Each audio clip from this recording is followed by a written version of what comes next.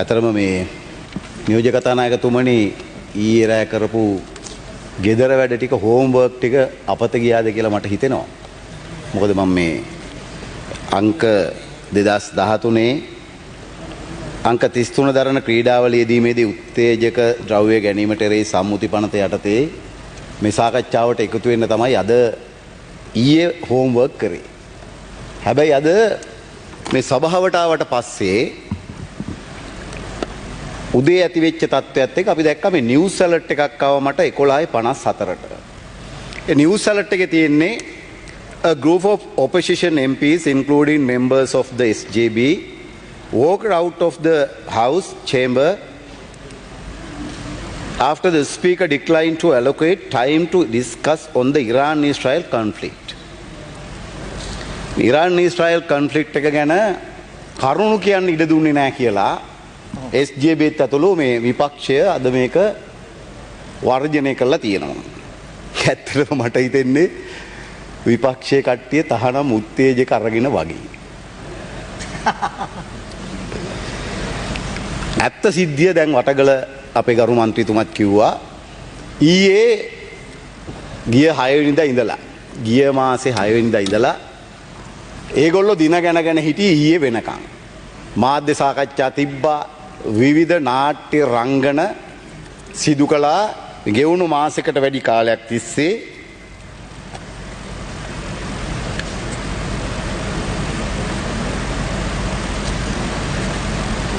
කාලයක් තිස්සේ මේගොල්ලෝ මාධ්‍ය සාකච්ඡා තියමින් හිටියේ මේ කොළඹ අල්ලන එක ගැන. කොළඹ මහනගර සභාව.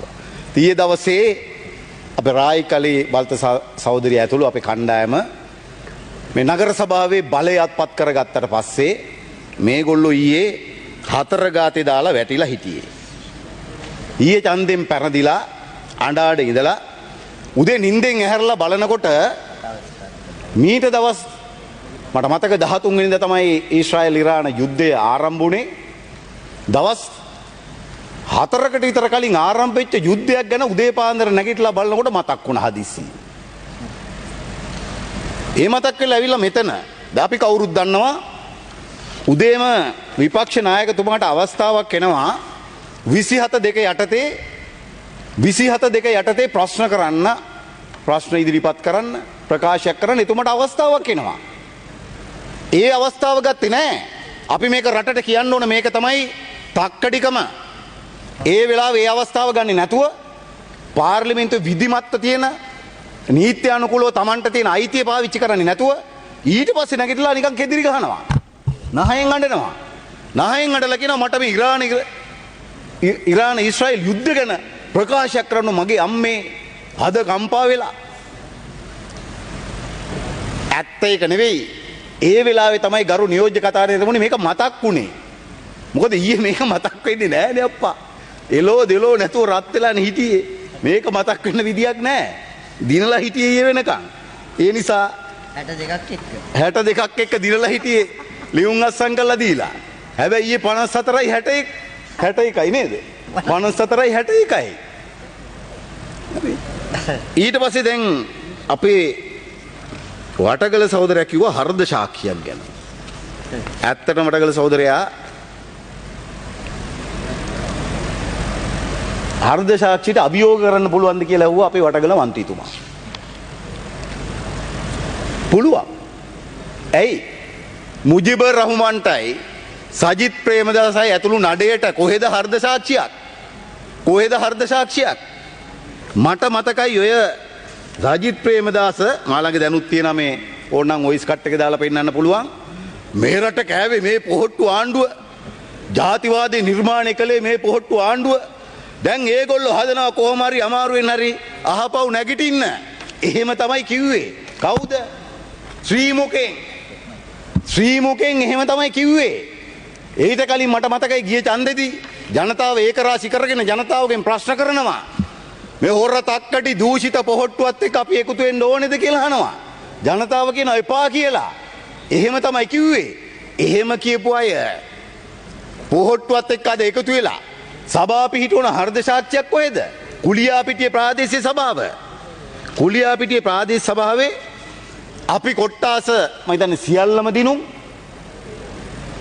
කොහොමද മന്ത്രിවරු 21ක් ඉන්නවා අපිට. മന്ത്രിවරු 21යි. ජාතික ජනබලවේගයට මාලිමාවට සජබට മന്ത്രിවරු 9යි. පොහොට්ටුවට 6යි. 6ක් හිටපු පොහොට්ටුවට සභාපතිකම දුන්නා ඔය සජිත් ප්‍රේමදාසලා. කොහෙද හර්ධ සාක්ෂියක්? කොහෙද හර්ධ සාක්ෂියක්? එහෙම හර්ධ සාක්ෂියක් තියෙන මිනිස්සු නෙවෙයි. එහෙම හර්ධ සාක්ෂියක් තියෙන මිනිස්සු නෙවෙයි. ඒ නිසා හරි පැහැදිලි. ඊට පස්සේ අර තව උපසභාපතිකම් දෙනවා മന്ത്രിකම් දෙකක් තිබුණ කට්ටියට. අපිට 21ක් තියෙන සභාවේ වැඩිම മന്ത്രിවරු කුලියාපිටේ ප්‍රාදේශ සභාවේ. ඒ නිසා ඇත්තටම ගත්තොත් අද උදේ ඉඳලා ප්‍රවෘත්ති ගොඩක් එන්න පටන් ගත්තා. ඊයේ කොහොමටත් කොළඹ මහනගර සභාවෙන් 4 ගාති දාලා වැටුණා. අද එන්න පටන් ගත්ත ප්‍රවෘත්ති ගොඩක්. මාලිමාව පුත්තලම මහනගර සභාවේ බලය පිහිටුවයි 10:32ට ආව ප්‍රවෘත්තිය. වැලිකන්ද මාලිමාව වැලිකන්ද ප්‍රාදේශ සභාවේ බලය පිහිටුවයි ඊළඟට ආවා. මාලිමාව වවුනියාව දකුණ සිංහල ප්‍රාදේශ සභාවේ බලය පිහිටුවයි. මාලිමාව කුරුණෑගල මහනගර සභාවේ බලය පිහිටුවයි. ඡන්ද ප්‍රතිඵල එකින් එක එන්න පටන් ගත්තා. පුත්තලම මහනගර සභාවේ නව නගරාධිපති ලෙස ජාතික ජනබලවේගයේ රින්සා ඩහමඩ් නිතරගෙන් තේරීපත් වෙයි.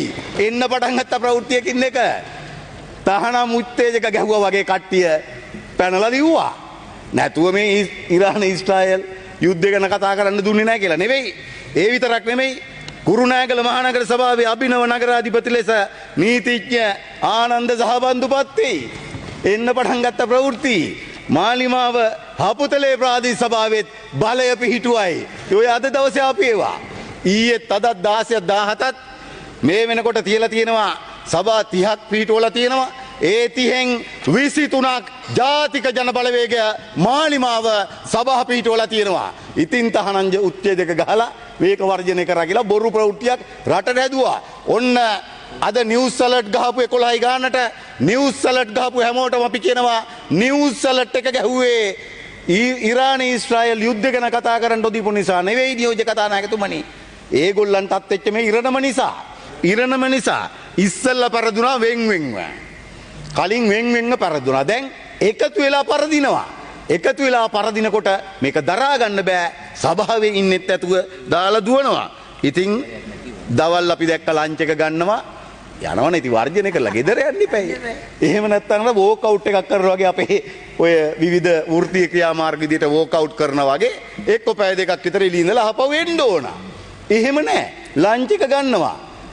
අපි කියන්නම් ඕනනම් අපේ පාර්ලිමේන්තුවේ මේ භෝජනාගාරයේ සේවක මහත්මතුමන් හිතන්නේ අවශ්‍ය නම් රැයටත් තියාගන්න පුළුවන්. රාත්‍රී කෑමත් කාලා වර්ජනේ දිගටම කරගෙන යන්න පුළුවන්. හෙටත් ඇවිල්ලා උදේ ඉඳලා ඉන්න පුළුවන් ඕන්න. ඉතින් එහෙම අපි ඒගොල්ලන්ට ආරාධනා කරනවා. ඒ නිසා ගරු නියෝජ්‍ය කතානායකතුමනි අපි ඒගොල්ලන්ට කියන්න ඕනේ දැන් හරි පැහැදිලිව මේ ජාතික ජනබලවේගයේ මාලිමාව ආණ්ඩුව ඊටාම නිර්වුල්ව මේ රටේ ජනතාවත් එක්ක එකතු වෙලා මේ රට පියවරෙන් පියවර ගොඩනගමින් යන ඒගොල්ලෝ ඇයි මේ එකතු වෙන්න හදන්නේ? මම දැක්ක අද මේ කොළඹ මහනගර සභාවට අදාළ ප්‍රවෘත්තියක්. අද ප්‍රධාන පුවත්පතක ප්‍රවෘත්තියක්. මොකද්ද? කොළඹ රතගල් සමාගම් කෝටි 36ක් පොළු තියලා. කොළඹ රතගල් සමාගම් කෝටි 36ක් පොළු තියලා. සමාගම් 7ක් කාගේද? දේශපාලඥයින්ගේ. කාගේද මේ මාලිමාවේ අපේද? නෑ. ඔය විපක්ෂයේ ඔය බලය පිහිටවන්න ගියපු මහත්තුරුන්ගේ විපක්ෂ මහත් 7ක් සමාගම් 7ක් මේ පොළු තියපු 36න් 7ක් දේශපාලඥයින්ගේ. ඔය කියන දේශපාලඥයින්ගේ ඔය පක්ෂවල දේශපාලඥයින්ගේ මසකට මහනගර සභාවට මිලියන 4ක පාඩුවක් වටකල සහෝදරයා අපේ රායි සහෝදරිය ඇතුළු අපේ කණ්ඩායම අපේ පොද නියෝජ්‍ය නගරාධිපති අපේ හේමන්ත සහෝදරයා ඇතුළු කණ්ඩායමට අපි කියනවා මේවා ගැන විමර්ශන කරන්න ඕන. මේ සිදු කරලා තියෙන පාඩු ගැන විමර්ශන කරන්න. ඒවට බය තමයි අද මේ නයි මුගටි වගේ හිටපු කට්ටිය ඡන්ද කාලේ පුදුම විදියට දෙපැත්ත බෙදිලා මේගොල්ලෝ ඇඬ දබර කරගත්තේ. හැබැයි ඒගොල්ලෝ අද එකතු වෙලා තියෙනවා. ඇයි අද එකතු වෙන්නේ? එකින් එක ඊටමත් නිර්වුල්ව නිවැරදිව මේ වර්තමාන ආණ්ඩුව නීතිය ඉදිරියට මේ සියලු දෙනා පමුණුවමින් තිබෙනවා. පක්ෂ විපක්ෂ ભેදකින් තොරව. ඒකට බය තමයි අද මේ ප්‍රාදේශ සභාවල එකතු වෙමින් තිබෙන්නේ. නැතුව ජනතාවට ආදරෙට නෙවෙයි. ජනතාවට ආදරෙට නෙවෙයි. ජනතාවට ආදරේ නම් ප්‍රජාතන්ත්‍රවාදී අගය කරන මිනිස්සුරන් අපි ඒගොල්ලන්ට කියන්න ඕන. අපි ඒගොල්ලන්ට කියන්න ඕන ප්‍රජාතන්ත්‍රවාදයට ඉඩ දීලා මේ සභාවල ජයග්‍රහණය කරපු මාලිමාවට ඒ සභාව පිටවන්න ඕන කරන අවස්ථාව ඒගොල්ලෝ ලබා දී යුතු තිබෙනවා. නිසා ඒ වගේම කියන්න ඕනකම තියෙනවා දැන් අපි දන්නේ නේද? එළියට ගිහිල්ලා නායකකම ගැන රහස් ඡන්දයක්වත් තියෙනවද දන්නේ? නායකකම ගැන රහස් ඡන්දයක් තියෙනවද දන්නේ නැහැ. මොකද අපි දැක්කා පහුගිය දවස්වලත් ඔය නායකකමට ඔය පක්ෂෙම කට්ටිය අභියෝග එල්ල කරා. මේ පාර්ලිමේන්තුව ඇතුළේ ඉන්න සමහර മന്ത്രിවරුත් එළිය ගිහින් අභියෝග කරනවා. එනිසා අපි පක්ෂයි.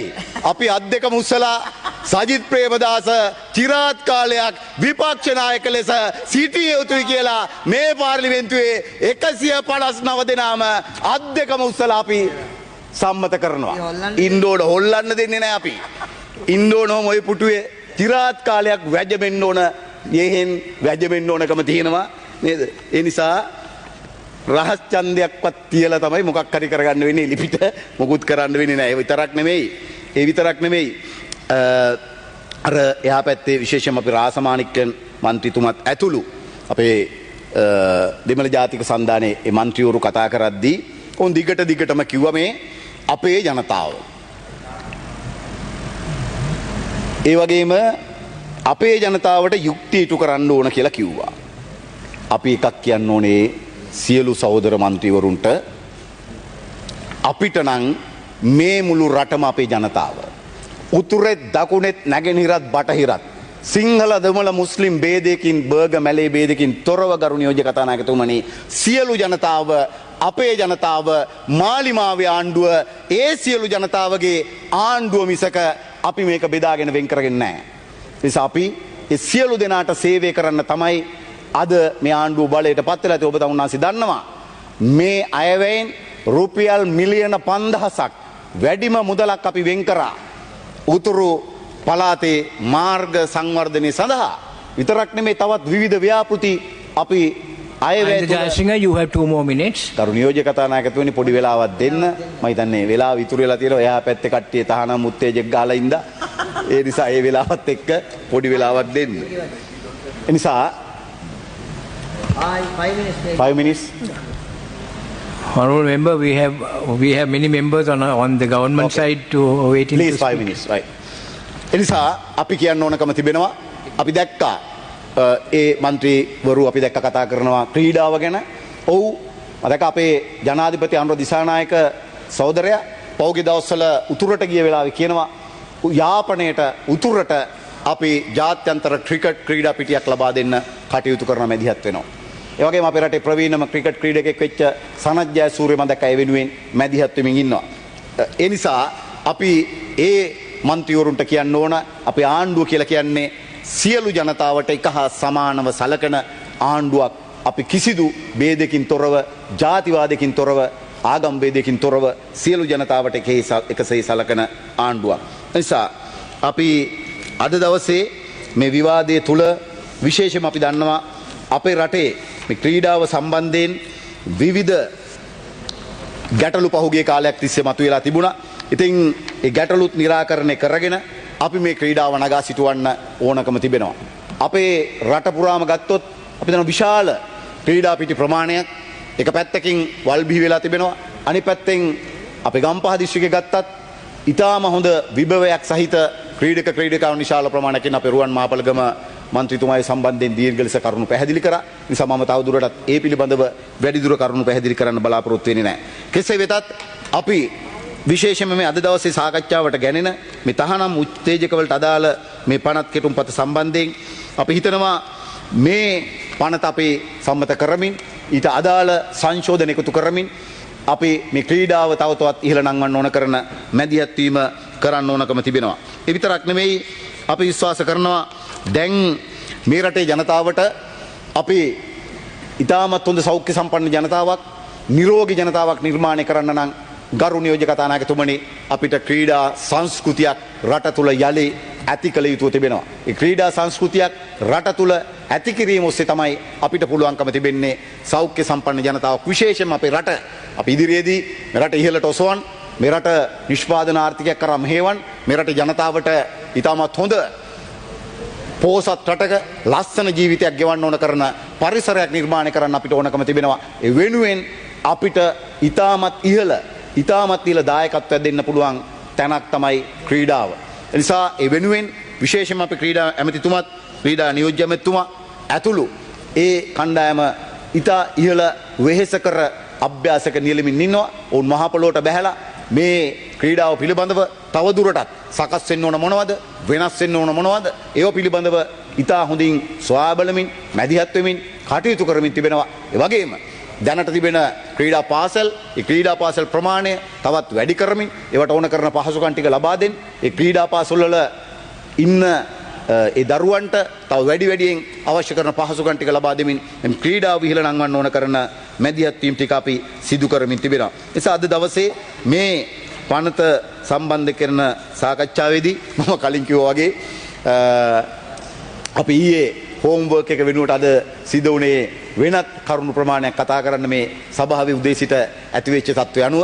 ඉතින් කමක් නැහැ විපක්ෂයේ മന്ത്രിවරු ටික සභාගබේ නැති වුණත් විපක්ෂ මන්ත්‍රීවරුන්ට අපි කියන්න ඕනක තිබෙනවා ටිකක් වැඩිපුර හෝම්වර්ක් කරන්න මේ සභාවේ රීති ගැන මේ සභාවේ කාර්යපටිපාටි ගැන මේ සභා දුවන විදිය ගැන මේ සභාව පවත්වගෙන යන විදිය ගැන තව වැඩියෙන් ටිකක් හෝම්වර්ක් කරන්න.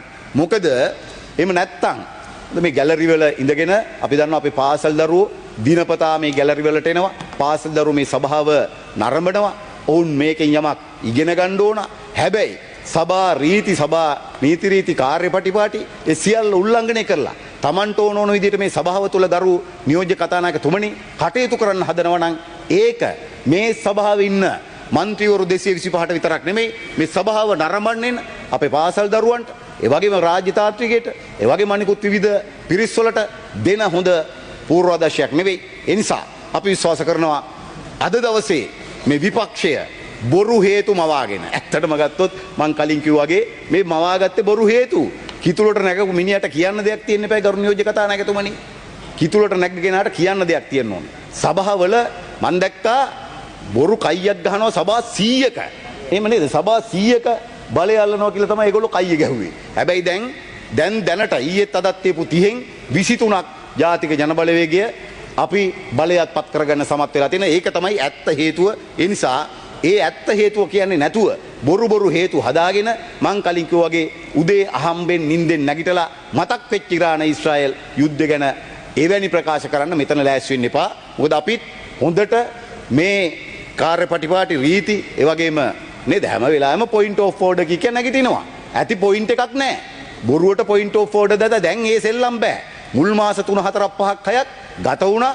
අපිත් ටිකක් නිහඬව හිටියා. අපිත් මේව අධ්‍යයනය කරා. දැන් ඒ බොරු පොයින්ට් ඔෆ් ඕඩර් සෙල්ලම් ඔය අපි දන්නවා කතානායක පුටුවේ නියෝජ්‍ය කතානායක පුටුවේ ඒ වගේම ඕකේ ඉන්න විශේෂයෙන්ම සභාපති මණ්ඩලේ ඉන්නේ බහුතරයක් නවක මන්ත්‍රීවරු ඒගොල්ලෝ කල්පනා කරා මේ නවක මන්ත්‍රීවරු මේවා ගැන දන්නේ නැහැ.